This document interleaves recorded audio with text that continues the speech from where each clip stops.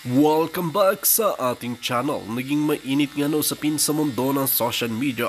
Talaga naman nagimbal itong sikuting ng norte na ito dahil umamin nga itong si Lisa Tanas na ito sa mga kalaguyo niya na talagang totoong may nangyari, kaya naman hindi rin nakaporma itong sikuting ng norte na ito dahil alam niyang hindi niya kaya ang mga kalaguyo ni Lisa Tanas dahil supplier di umano ng mga pulburo nila ang kanyang naging kalaguyo. Dito nga natin makikita na talagang hindi nga naging magandang ehemplo ang pinakita nga ni Lisa Tanas at Kuting ng Norte sa taong bayan, lalong-lalo na sa kabataan. Maraming netizen ang tila nagalit nga dahil nga sa pag-amin ni Lisa Tanas na ito sa kanyang mga kalaguyo na tinatago sa loob mismo ng palasyo na hinimatay naman si Kuting ng Norte dahil hindi niya kaya at hindi niya masikmura ang kanyang nakikita at naririnig patungkol nga kay Lisa Tanas. Dagdag ng maraming netizen na karma is real, yan ang makukuha mo pag puro ka na lang pagpupulburon at hindi mo na ginagampanan ang inyong tungkulin sa bansang Pilipinas. Mas maganda pa na bumaba ka na lamang sa pwesto mo at palitan ka na lamang ni VP Inday Sara. Ito nga ang banat ng maraming netizen. Wal mga kaibigan, para nga sa karagdagang impormasyon, panoorin nga natin ang buong video. At kung bago ka lamang sa aking channel, huwag kalimutan i-click ang subscribe button at notification bell para lagi kang updated sa ating mga bagong video. At para sa solid viewers natin dyan, maraming salamat sa walang sawang pagsuporta. Mga kababayan, dito sa bahagi ng video natin na to, pag-usapan ho natin itong hamon ni Kong Hun dito kay Vice President Sara Duterte. Kakasaka ba, VP Sara, hinamon ni Rep Kong Hun na magpalay detector test? Ang tanong, ikaw kakasaka ba? Paano pagka tinanong ka ni VP Sara, gaano ka totoo? O talaga nga bang involved ka sa ipinagbabawal na pulburon? O di naman nung kaya, paano kung ganito ang itinanong sa'yo, Kong Hun? Sa mga nakalipas na panahon, nakatikim ka na ba ng ipinagbabawal na pulburon? Kaya bago ho kayo maghamon, bago ho kayo mag-angas, nakita ko yung video mo lang yaka po, pamano-mano ka pa kay Marcos Jr., kitang-kita yung pagkaaso mo, no? Bago ho kayo maghamon, siguraduhin nyo na malinis kayo. Baka pagka pinalagang kayo, iiyak-iyak naman kayo sa amo nyo. Unahin na ho muna natin itong si Ben Tulfo. Ito wala ho tayong masamang tinapay dito sa mama na to. Again, sa mga Tulfo, dito kay Erwin, dito kay Rafi, kung tayo tatanungin, mas tigas ho talaga yan, sa totoo lang, no? Tigas ho talaga yung si Ben Tulfo. Kaso, ang hindi lang ho natin nagustuhan dito sa pananalita niya na to, hindi pa ho siya naging senador, ang angas-angas na ho niya. Imbis na pasalamatan na lang yung mga Pilipinong nagtitiwala sa mga Tulfo, pinaandaran ho tayo na kesyo totoo daw sila. Ibigay na ho natin sa kanila yun. Di kung totoo kayo, di kayo na, wala namang problema sa amin yun eh. Pero ang issue lang ho dito, sa loob ng 3 taon, tanong ko lang ha, tanong lang ho natin to, ano na hong nagawa ni Rafi Tulfo? Sa Senado hindi dun sa programa niyang pinag-aayos niya yung mga magkakabit, mag-away kapitbahay, hindi yon. Doon ho talaga merong nagagawa yang si Rafi Tulfo. Pero sa Senado, ano hong nagawa ni Tulfo? Kaya nagtataka ho tayo bakit nangunguna sa rating itong mga Tulfo na to. Kasi kung pagbabasihan natin, yung ginagawang trabaho ni Rafi Tulfo diyan sa Senado, my goodness. Wala pa ho tayong nakitang trabaho nitong si Rafi Tulfo sa Senado na pwede nating ipagmalaki na yan trabaho ni Rafi Tulfo. Ngayon magdaragdag pa tayo ng 2 Tulfo. Mag-isip-isip po tayo mga kababayan. Ang kailangan natin yung may tunay na pagmamahal sa inang bayan. Kagaya nitong si Congressman Rodante Marcoleta, nitong si Atty. Vic Rodriguez, Atty. Trixie Cruz Angeles, Senator Bato de la Rosa, Senator Christopher Bongo. Yung hindi ho nabibili yung kanilang mga prinsipyo. Napakaraming kalokohan na nangyayari ngayon sa bansa natin. Napakaraming korupsyon, napakaraming gutom, napakamahal ng presyo ng bilihin. Kriminalidad, yung kursada ng mga yan, talagang yung mga kriminal, hinahabol nila. Kumusta naman ho mga nangyayari ngayon? Mga minor de edad, nagkakandawalaan pag nakikita nila, nagugur na. Narinig niyo ho bang nagsalita itong mga tulpo na 'to? Binatikos ho ba nila itong mga nangyayaring, karumal-dumal na krimen ngayon sa ating bansa? Paglaganap ng illegal na droga, meron ho ba kayong naririnig? Kaya kung yung mga kamag-anak niyo, nakaset ng utak na iboto itong mga tulpo na 'to, mag-isip-isip ho tayo, 'no? Mag-isip-isip po tayo. Alam niyo kung itong si Rapi Tulfo kung 'di lang siya nagpapakaaso dito sa administrasyon at yung pagtayo niya, talagang, para yung makikita ho natin yung, tipong style ni Tatay Digong, yung, naging politiko ho kasi sila, Yung prinsipyo, yung tapang na ipinapakita nila sa television at social media, hindi ho natin nakikita sa trabaho nila. Alam niyo yung gutom ho mga kababayan, yun ho talaga puwedeng mag-angas itong si Rapi Tulfo, Yung presyo ng, napakamahal na presyo ng, kuryente, napakamahal na presyo ng, pangunahing bilhin. Puwede ho siyang mag-ingay, puwede ho siyang, kumbaga magpakitang gilas do'n sa mga ano na 'yun, do'n sa mga issue. Pero hindi ho natin naririnig kasi hindi popular. Matatamaan ang administrasyon ni Marcos Jr. at napakaaga pa para mamolitika. At speaking of pamumulitika, kung inyong mapapansin, itong si, Raffy Tulfo, kasama ho 'yan kumbaga sa plano, ika nga. Ang pinapalabas ho nila na plan A diyan, si Tambaluslos. Pero wag ho kayong basta-basta maniniwala diyan, 'no?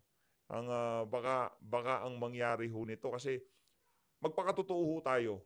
Ay do'n lang ho tayo sa realidad, ika nga. Hindi ho mananalo 'yang si Tambaluslos kay Vice President Sara Duterte kahit ano pang paninirang gawin niyo diyan sa ali. 2028 magsho-showdown yung dalawa na 'yan, magdedebate, naku po. Mag-diet ka muna sir, yun lang yun. Pero yung, wild card na Raffy Tulfo, hindi ho malabong mangyari yun. Tahimik lang yan si Rapi Tulfo. Lahat ng, ingay na kay VP Sara, na kay Tambaluslos, na kay Marcos Jr. Pero itong si Rapi Tulfo tahimik lang.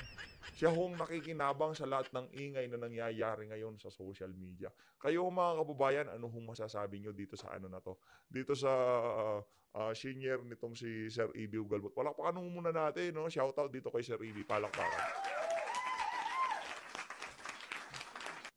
Sa huling session day ng Kamara bago mag-recess ang Kongreso, pinagtibay sa plenaryo ng House of Representatives ang pagtatanggal kay Sagi Party List Representative Rodante Marcoleta sa ilang House committees. Walang Grabe. binanggit na dahilan sa pagkakatanggal ni Congressman Marcoleta sa 5 komite, partikular na ang Appointments, Energy, Justice, Public Accounts at Constitutional Amendments.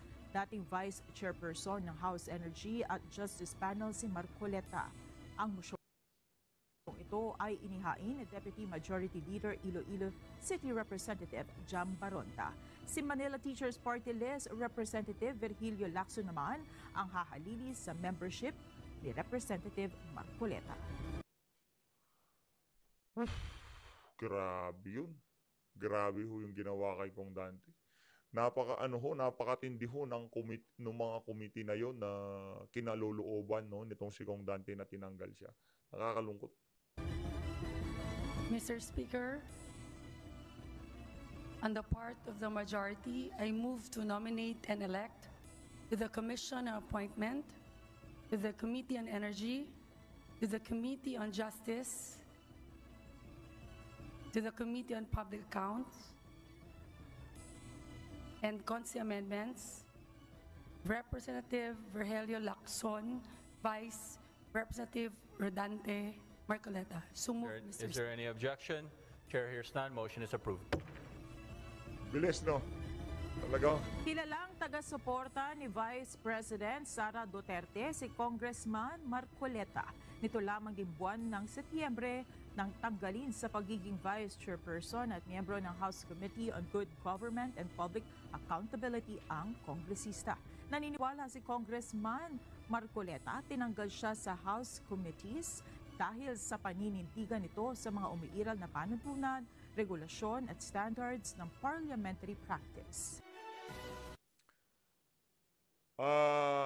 Alam mo kung Dante, ang ginawa mo na yan, hindi ho, mawawalang kabuluhan, ika nga.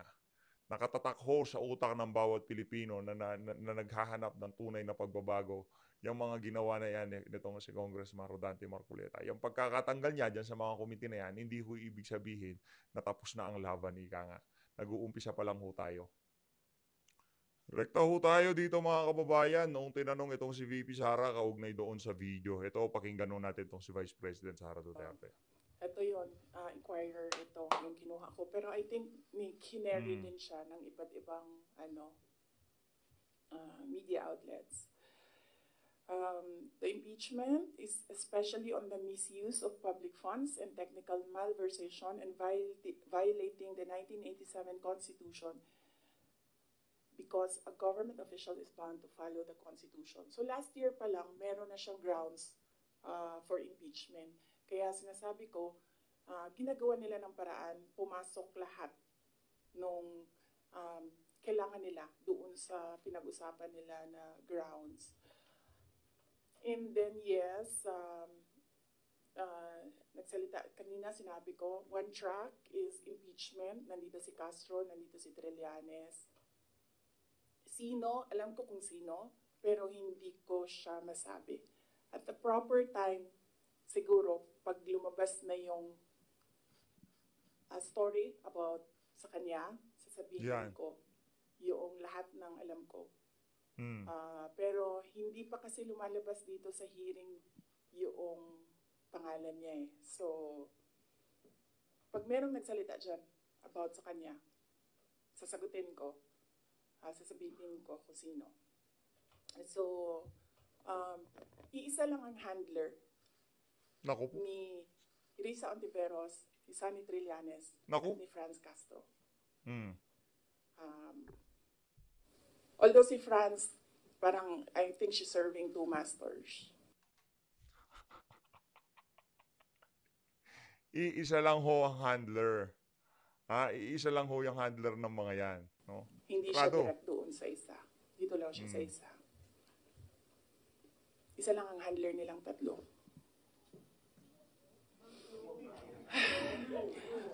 Grabe, ang lalim nung buntong hininga nitong Kasi ang dami nyo ng materials. Pag inubos natin lahat ngayon, wala na kayong trabaho bukas. Sa susunod na araw, sa susunod na buwan, ano po yung trabaho ninyo? Wala na kayong balita. Hindi. Hindi. Alam niyo naman Gusto niyo lang manggaling sa akin. Alam niyo kung sino. Gusto niyo lang manggaling sa akin. Pero mamaya na kasi meron kasi siyang kwento kasi hindi pa kasi lumalabas. Hindi ko malabas yung kwento. So, sa itong hearing na nandito, sa quad ko? Sa third hearing po ba sa good government po ba lalabas? Or sa quad ko? As a good government. About sa akin. Wala naman ako doon sa Quadcom I think sinubukan natin ni Trillanes yung sabi niya mas masahol pa ako kay PRD. Kasi hindi niya ata ma-prove. So, tinigilan correct. sa EJK. So may in-expect Sinubukan nga ni kayo Trililing yun. information against sa'yo doon sa good government na hearing. Ano daw? Sorry. So meron kayong, yung hinihintay nyo na kwento, may na-expect kayo doon na kwento sa good government na hearing about sa'yo, ma'am? Hindi about sa akin, about sa kanya. Okay. I mean, yes, about sa akin. Pero, Coming from him? related sa kanya. May video pa yun Naku po, yan ang nga ba sinasabi natin. Any follow-up, Kat? Tapos sabi nila, ako daw yung hindi mapagkatiwalaan. Hindi nga lumalabas yung video. Wala nga nakakaalam ng video Ako lang. Video, ma'am. Naku po. Ma'am, anong video, ma'am? Basta. Tataob ho lahat. Maghahalo balat sa tinalupan pagka itong si VP Sara, linabas niya na yung video. Ma'am, anong Hayaan lang ho natin sila, nasa upper hand sila ngayon, feeling la, binubugbog na ito si VP Sara. Patawa-tawa lang yan. video po yun, ma'am? Ay, pag sinabi ko yung gender, alam niyo na kagad kung sino Anong video? Naku. Alam niya naman, di ba? Gusto niyo lang talaga manggaling sa akin. Ma'am, no, hindi po. JC, alam mo. Ma'am, hindi po. Hindi mo alam. Hindi mo alam. Antayin natin. Mahaba kasi yung kwento sa kanya. Pinangungunahan pa si kinento ko VP. parte lang ng question na yan, sayang naman yung ibang chismis. Hindi chismis yun kasi ako yung ano eh. Ako yung may alam. Naku. Hindi, iba pa. Iba pa. Yeah. Hindi ito yung pulburon. Hindi din. Oo. Hindi pulburon ha? Hindi ho siya pulburon. Hindi siya pulburon. Wala na bang question? Ano na ito? Fishing na ito. Fishing. Last Ito. question, ma'am. Dito naman ho mga kababayan, panoorin ho natin kung paano winasiwas. Ang nagtatatong ho kay kay Gloria Mercado, yung si Jude Asidre, yung tabachingsing nitong yung isa sa mga aso nitong si Tambaluslos. Pakinggan ho natin ha. Dito ho niya ilalabas yung mga envelope. At least, Mr. Chair, I would know the Vice President is watching us because she just had a press conference and she said that she's denying giving former DepEd Undersecretary Gloria Mercado 50,000 for 9 months. And the Vice President saying that Mercado was Hindi pa ho napatunayan, wala pang mga ebidensya, maging itong si Mercado hindi pa niya direktang pinangalanan itong si VP Sara. Yung sinabi lang ni Mercado kaysa yung nagbigay sa kanya, pinapasabi, bigay daw ni VP Sara. Hearsay pa ho yun eh. Pinapabigay ni VP Sara. Hindi naman direktang nanggaling kay VP Sara at binigay dito kay Mercado. Meron pa hong nasa gitnang tao. Kaya huwag mong diretsahin na si VP Sara kagad ang nagbigay, anak ng tokwa. Kaya kayo na paghahalata eh. Yan kasi yung problema, sir. Bago ka umupo dyan, gawa ka na lang ng food vlog. Turuan mo kami kung paano magluto ng adobo at sinigang na baboy. was let go because she used DepEd to solicit donations from the private sector amounting to 16 million without her knowledge. And she adds that she will provide the media with paper trail to back up her claim, describing Mercado as a disgruntled former DepEd official. I think, ma'am, given your long history and long service to the Sige. Tuloy muna 40 long natin. years, I think it's fair. Alam niyo mga kababayan, kung yung bata, pagka nakikita natin, medyo chubby, nakakagigil. Yung pakiramdam ko pag nakikita ko itong si Jude Asidre, alam niyo ba yung pagka may kainan? Tapos yung handa yung paborito nyo. Alam ko yan, yung mga paborito nyo. Yung pambabata, yung naka-plakda na, na baboy. Kung paanong panggigigil ang ginagawa nyo doon, yung pakiramdam, pag nakikita ko yan si Jude, yun ang panggigigil na nararamdaman ko. Para akong nakakakita ng lechon. For you to be given the opportunity to reply to the Vice President. I think I don't want to do this, but since siya na yung nagsabi, Sige.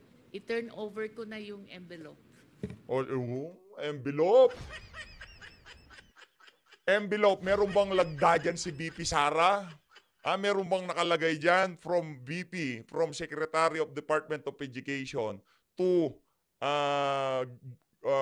itong si Madam Solicit. The envelopes where the money was. Naku po. Comsec. So it's 9 envelopes. Masyado ka pang paarte-arte. Dala mo na yan eh. At pinadala sa'yo yan. Tatangahin nyo pa sa bayanan eh. So envelope? it says hope and the amount is there. Sige. Nakalagay Kasi hope. ang sakit naman nun, or So hope nakalagay. Yung amount 50,000. Meron bang pirma ni VP Sara? Meron bang nakalagay hope para sa'yo yan para ma-impluwensyahan namin yung mga desisyon mo? Pero yung pagsusulisit mo ng 18 million, merong dokumento. ordinaryo lang akong trabahante. Hindi ka ordinaryo, nagsusulisit ka ng 16 million, madam. Wag mo ka, yan na naman, bumabalik na naman ho tayo dun sa form natin. Kalmado ko kanina. Kaya ayoko tinitira itong mga ganito eh. Gusto ko pa naman ngayong araw na to, si PH kalmado lang ngayong araw. Walang masyadong bakbakan. Tapos, inaano ka ng Vice President, di ba? It's Hindi very ka painful. si Raulo. Inaano ka ng Vice President, it's painful. Pero ikaw, meron kayong ina-allege na meron ka natatanggap na envelope galing kay VP Sara. Hindi. Sa tingin mo, hindi niya sasabihin yung mga kabulukan mo? Ang lakas pala ng tama mo, madam eh. Nagsulisit ka ng 16 million, nanghingi ka ng pera. Ayon dito kay BP Sara na walang kaalam-alam ang agency head. Ganon kayo ho kawalang hiya. Ma'am, ilang taon na po kayo? I hope you don't mind. Hindi, gusto ko lang pong malaman. Close na close silang dalawa nitong si Lechon nitong si Isidre Man, kasi sabi po ninyo 40 years na po kayo in government. I'm 65, sir, but I... So when the time when you were appointed as USEC, noong 2022 ba? 2022? How old were you? I was How old? 64. 64. Yeah. I'm sure sa edad ninyong yan, after pagkatapos nyo pong pag-ingatan yung iyong pangalan for the past. Suki ho sa ombudsman yan. Huwag niyong tangahin sa bayan ng Pilipino. Suki ho sa ombudsman. Meron ho siyang mga kinakaharap na problema. Suki, ibig sabihin pumapasyal siya doon. Kahit tayo naman, suki din tayo doon. Nagbebenta tayo doon eh. Ay, nako, politika talaga. Politika nga naman. 40 years? Sagutin ko yun. Yes, sir. So, okay, anyway, Madam, alam ho namin pagkatapos ng hearing na yan, magretiro na kayo, okay na kayo. Alam ho namin yun. Kahit hindi nyo sabihin, kahit walang magsabi, kayo ho nakaset na ang inyong buhay for life. Pagkatapos ng hearing na yan, tapos na ho, okay na kayo. Sa bagay, kahit di matapos yan, kaya nyo nga magsulisit ng 16 million base dito kay Vice President Sara Duterte. Ano ba naman yung mga ano dyan? Baka ano lang yan, walang kakwenta-kwenta yung mga ano dyan.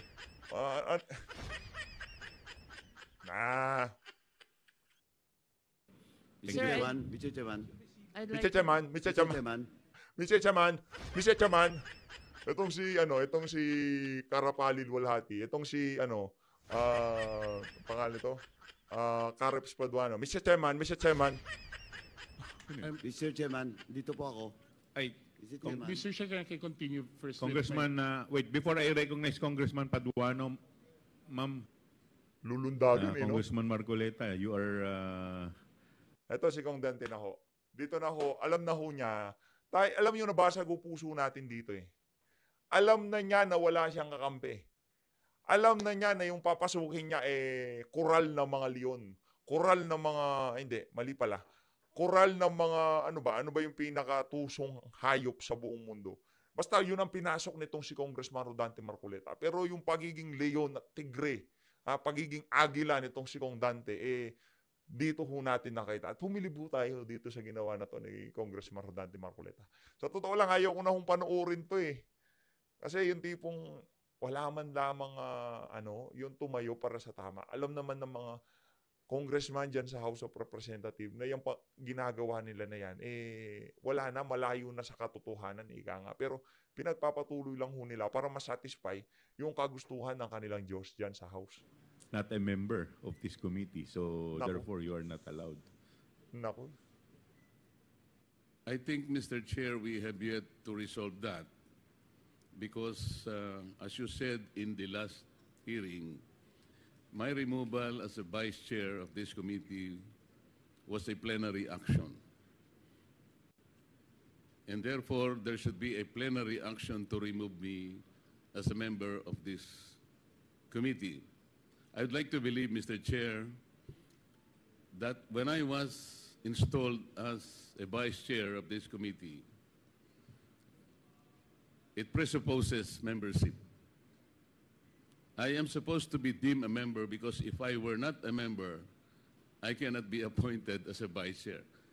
The officiality of that is, the position is only a privilege, but membership is organic. So until and unless that was to be resolved, Mr. Chair, I think you have to recognize me as a member of this committee because even if I admit, or I will probably accede to you that I am not a member, kahit hindi po ako member sa committee ito, being a member of the House of Representatives, I have the right to make issues and to raise issues. That's why I'm asking your permission to do so, Mr. Chair. You can at any time make a manifestation.